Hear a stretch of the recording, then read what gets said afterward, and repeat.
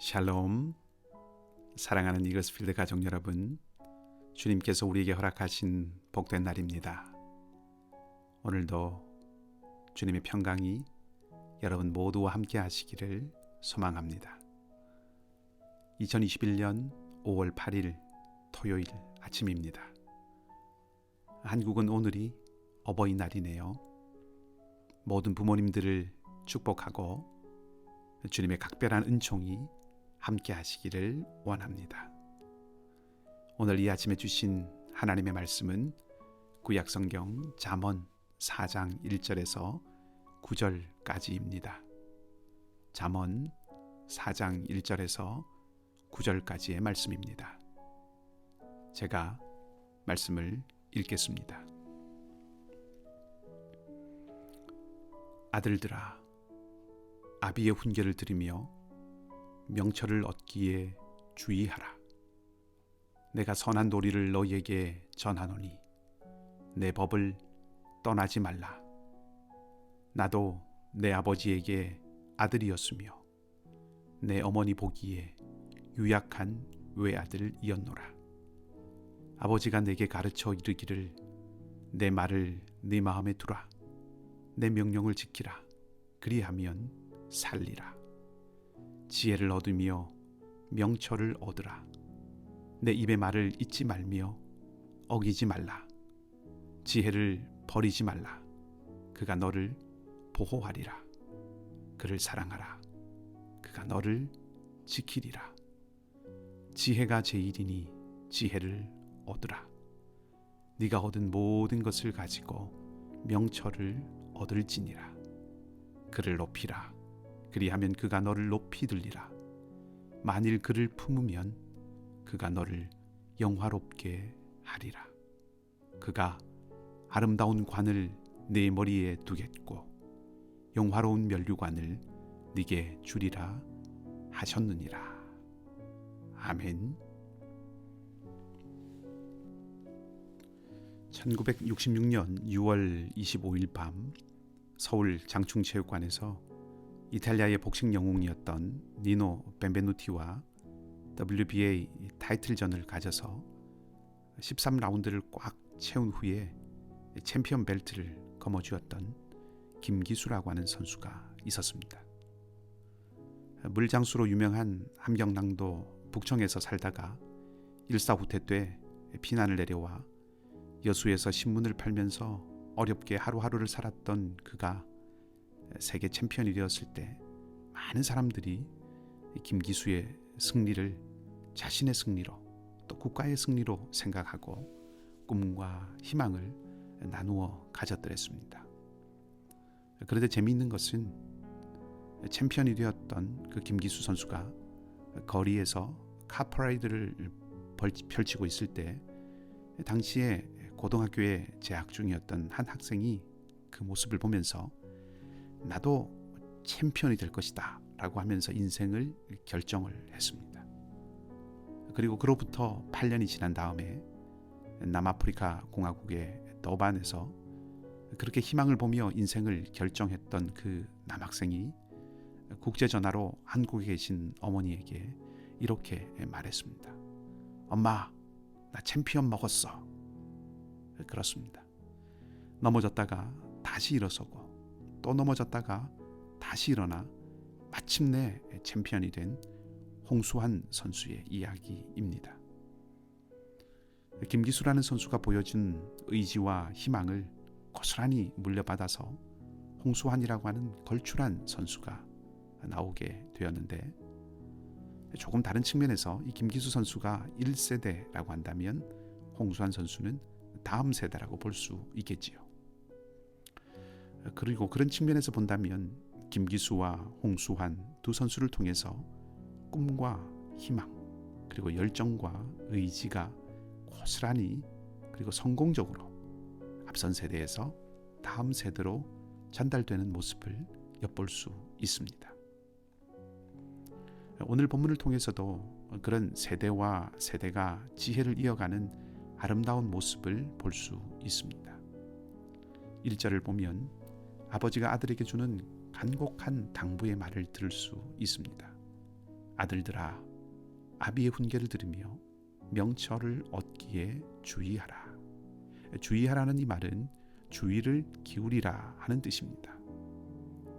2절 말씀에는 우리말 성경에는 빠져 있지만 본래 왜냐하면이라는 말이 들어 있습니다.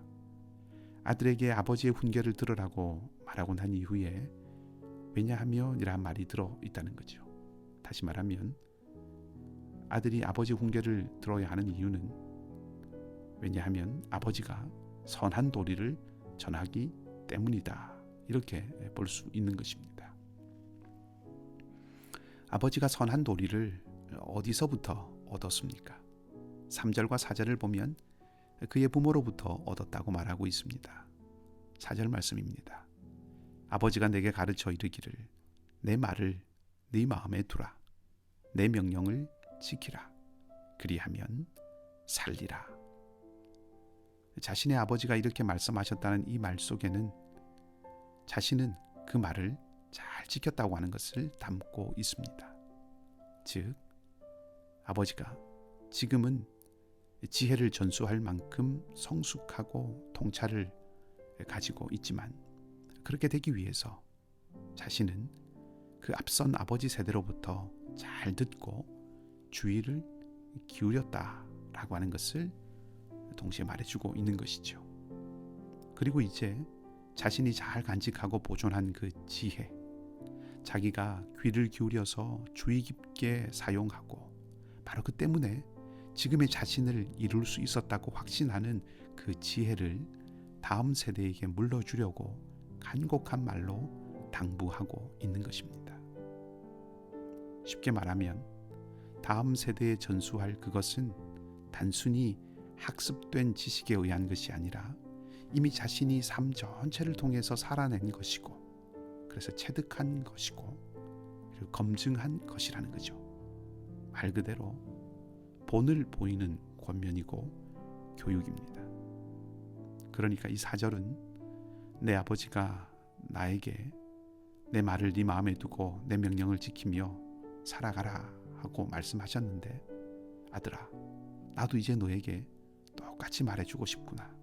아들아, 내 말을 네 마음에 잘 간직하고 내 명령을 명심하여 지키려무나.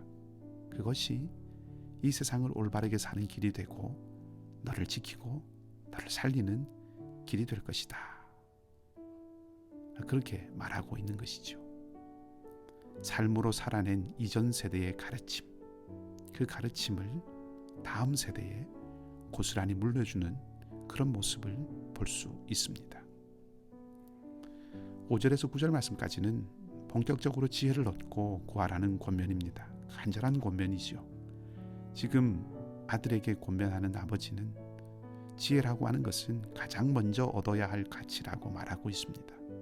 나아가서 그 지혜를 사랑하라고 말합니다. 그냥 지혜를 알고 소유하는 정도에서 그치지 말고 사랑하기를 권합니다.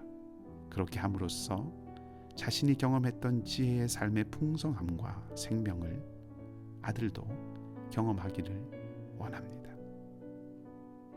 오늘 특별히 어버이날이죠. 여기 캐나다에서는 곧 어머니 날이 다가옵니다. 부모의 마음, 진자리 마른 자리 갈아 뉘시며 손발이 다 닳도록 고생하는 자녀를 향한 부모의 마음을 오늘 지혜를 권하는 이 아버지의 모습에서도 찾아볼 수 있습니다. 아버지는 그렇게 지혜를 구하고 지혜를 사랑하는 것만이 아니라 나아가 지혜를 높이라고 말합니다. 지혜는 여성 명사로 표현됩니다. 말하자면 지혜를 높인다는 것은 신랑이 사랑스러운 신부를 높여주고 남편이 아내를 높여주듯이 지혜에게 최고의 가치와 의미를 부여하라 하는 사랑의 당부입니다. 그렇게 하면 지혜가 그 사랑의 화답에서 자기를 높여준 그 사람, 지혜를 높이는 그 사람을 높여주고 존경하고 영화롭게 해줄 것이라고 말합니다. 인사유명 호사유피, 사람은 죽어서 이름을 남기고 호랑이는 죽어서 가죽을 남긴다는 말이지요. 이름을 남긴다는 말은 유명세를 남긴다는 것이 아니라 그의 삶을 남긴다는 것입니다. 어떤 삶을 살았고 어떤 가치를 지녔는가, 그것을 남긴다는 것입니다. 왜냐하면 한 사람의 이름은 그 사람 전체를 대변하는 것이기 때문입니다. 무엇을 남겨주고 무엇을 물려주고 무엇을 전달해 줄 것인가. 오고 가는 모든 세대의 사람들이 다 고민하고 답해야 할 문제일 것입니다. 오늘 본문의 아버지는 지혜를 남기고자 했습니다. 그것을 전해주고자 했습니다. 물질도 인맥도 건강을 유지하는 비결도 아닌 인생 전체를 보존하고 생명을 지킬 수 있는 가장 근본적인 지혜를 전하고자 했습니다. 당장의 눈에 보이는 가치보다는 그것들이 있고 없는 것을 초월하여 항상 존귀한 삶을 살 수 있게 하는 것이 지혜임을 머리가 아니라 가슴으로, 아니 전 생애를 통해서 온 몸으로 살면서 깨달았기 때문에 그것을 전해주고자 하는 거죠. 우리에게도 물려주어야 할 지혜가 있습니다. 바울 사도는 고린도 교회를 향하여서 이렇게 썼습니다. 십자가의 도가 멸망하는 자들에게는 미련한 것이요 구원을 받는 우리에게는 하나님의 능력이라. 기록된 바 내가 지혜 있는 자들의 지혜를 멸하고 총명한 자들의 총명을 폐하리라 하였으니 지혜 있는 자가 어디 있느냐, 선비가 어디 있느냐, 이 세대의 변론가가 어디 있느냐. 하나님께서 이 세상의 지혜를 미련하게 하신 것이 아니냐. 유대인은 표적을 구하고 헬라인은 지혜를 찾으나 우리는 십자가에 못 박힌 그리스도를 전하니 유대에게는 꺼리끼는 것이요 이방인에게는 미련한 것이로되 오직 부르심을 받은 자들에게는 유대인이나 헬라인이나 그리스도는 하나님의 능력이요 하나님의 지혜이니라. 아멘. 예수 그리스도, 우리를 구원하시는 하나님의 지혜, 예수 그리스도와 그분의 십자가, 그분의 삶이 우리가 전수해야 할, 그리고 전수하기 위하여서 먼저 우리가 몸소 살아야 할 지혜입니다.